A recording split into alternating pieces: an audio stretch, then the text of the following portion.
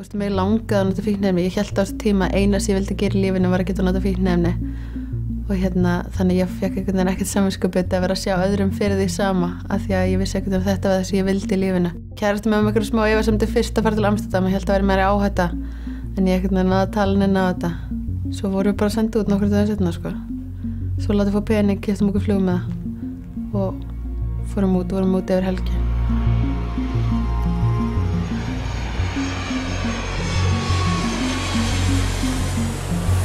Þannig að við fórum út fyrir það til þess að ná í amfetamin og það verið 300 grömm á mann og komum með það innvortis þá. Og á þessum tíma þá var ég rosalega dofin andlega, þú veist, ég fann rosalega lítið af tilfinningum, og ég hef alltaf verið svona pínleitið spennufíkill, alltaf að reyna að leita eitthvað svona kikki, alveg sama hvort það var fíkniefnavíma eða eitthvað adrenalínröss. Þannig að mér datt í huga að þetta getur verið skemmtilegt, sko. Það getur verið pínu gaman að koma með þetta í gegn.